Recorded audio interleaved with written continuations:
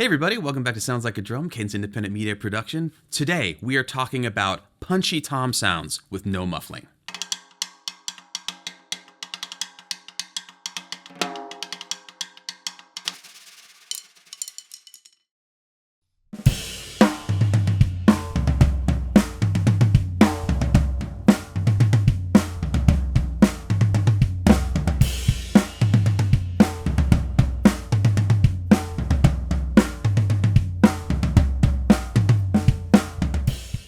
Now, before we dive in, we did an episode last season talking about a lot of different terminology and adjectives that we use to describe tom sounds. So if the term punchy for toms is new to you, you're not familiar with it, jump back to that episode. We talk about that and a lot more in there.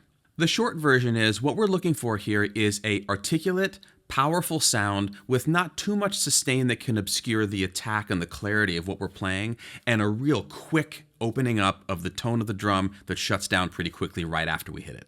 There are a lot of times that you might want a sound like this, whether it's for fast playing where you get nice tone that gets out of the way quickly, or perhaps you're playing in a room where sustain is an issue and you need to control everything. For a lot of us, the first place that we reach is some sort of muffling, gels, tape, a handkerchief, something like that. There's a lot we can do, however, just through head choice and tuning to get us pretty close before we start to add things to the drums. All right, enough out of me. Let's listen to how these drums are sounding today.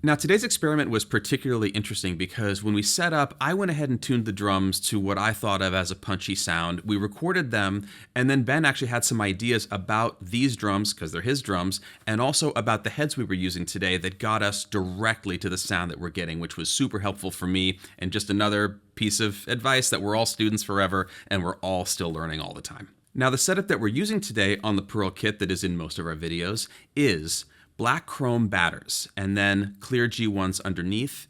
These are beautiful heads. They are more or less designed to do this kind of sound, and they crush it.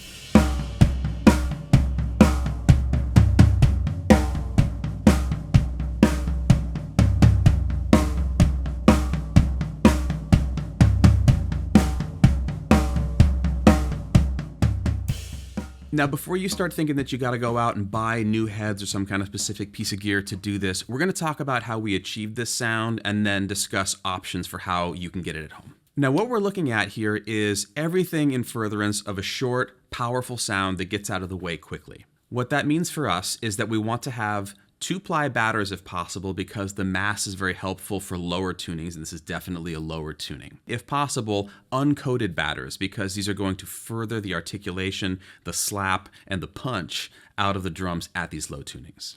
Item number 2, the Resos need to not be pitched too high, because we're not looking for a real clear, sustainy pitch out of the drums. Again, we want them to punch and then get out of the way. So we're looking at fairly narrow intervals between the batter head and the resonant head on each of the drums.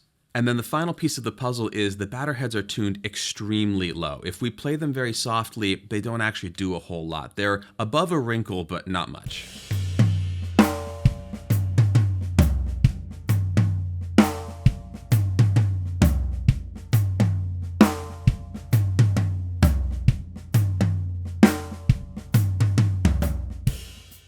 Now, the two concessions that we make with a tuning like this is first, dynamics. Again, as I was mentioning earlier, when we play very gently on the drums, it takes a little bit more velocity than pianissimo to activate them. So this is great for medium to heavy hitting. They're going to speak beautifully, but they do need some energy to get them going, and they live in the medium to aggressive range of playing. Item number 2 is projection. Now, because we have them tuned so low, they are not working so hard to throw the sound out to further microphones or the audience. So this is a choice that you'll be making based on the space that you're playing in, and frankly, if the drums are going to be mic'd, because the beauty of these tones is in the microphones, and when you start to get a little ways away, the meat of the sound goes away. They still sound good, and they definitely still sound like drums.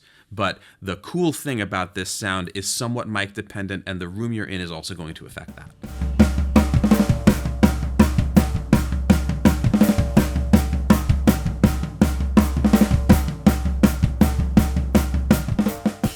A couple of side things to mention that we've talked about in the past, but bear mentioning here, is that number one, when you tune this low, the drums going out of tune and loosening over the course of playing is going to be an issue both for the batters and the Resos. So if you're planning on using this kind of tuning and you're planning on hitting hard for a while, do consider one of the many products on the market that are designed to maintain tension on each of the lugs so that the screws don't back out as you play. And item number 2 is stick choice. Again, this goes also to the dynamic thing. We need to be telegraphing a fair amount of energy, fair amount of power into these drums to get them to do what we want at this kind of tuning. So if you're a person who likes to play lighter sticks or sticks that have a very small tip or perhaps a very long taper, you might consider trying out something with a shorter taper, a larger tip, or maybe a tip that has a little more surface area contact, such as an almond or an arrowhead. We should also mention that any time that you're playing heads that are under very low tension, playing them hard, playing aggressively, is going to shorten their life significantly compared to if they were tuned up into a slightly higher range, because all of that energy is going right into the head and it doesn't have enough tension to give us back much of any of it. So that's something to consider, and another reason why 2-ply heads is going to be your best bet.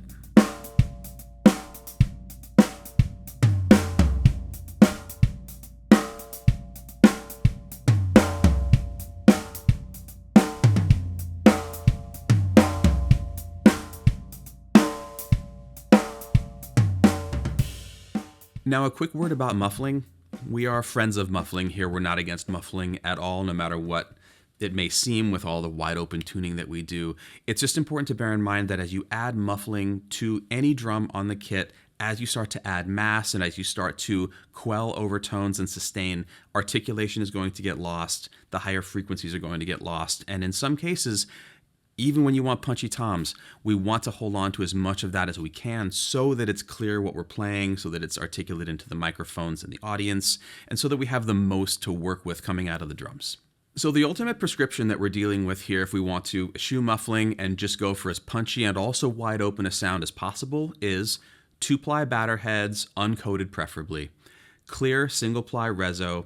We're tuning the batters basically as low as we can with still getting some resonance out of them, and then tuning the Resos slightly higher so that we have a little bit of sustain, a little bit of tone creation, but not so much that it's going to sing for a long time and get in the way of, again, the punchiness that we're after. For reference, we did decide to include the sound of the individual heads today so you can hear exactly where we're at with all of the tensions here. Because everything is tuned so low, it can be a little bit tricky to hear the exact pitch of each of the heads. Definitely a headphones moment to check this out, and bear in mind that this is not a situation where you need to tune your drums to these specific pitches. This is more about hearing just how low these batters are and that the Resos are not much higher.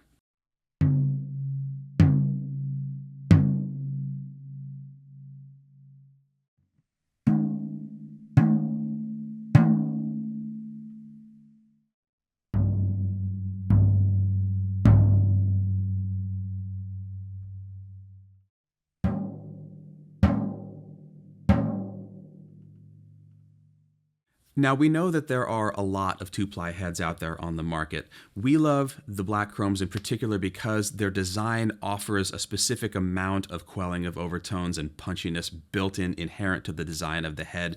2 different kinds of film married together. They do this perfectly. And a super wild side note, Ben actually developed these heads, and he developed them on this very drum set. So we're basically working with the best possible scenario that we could be to get this kind of sound out of these heads, and yeah, they're slaying it. Additionally, there are some other 2-ply heads on the market that have some built-in muffling as well, such as EC2s, or you could go very extreme and move up to hydraulics if you really, really, really want to squash things down. But that is also taking us into the realm of, again, muffling. So starting with something like this gives us the opportunity to get as close as we can and then fine tune it with muffling afterward if we want to.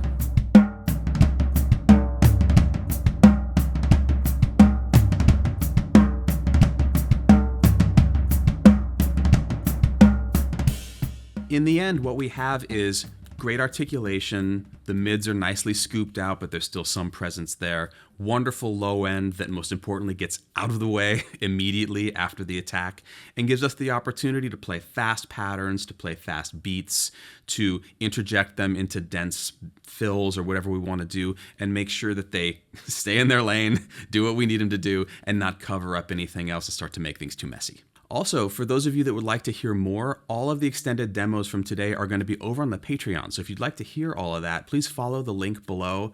Check out all of the options that we have over there. It's the best way to ensure that we continue to get to do this, experiment with things, share what we find with you, and grow the community.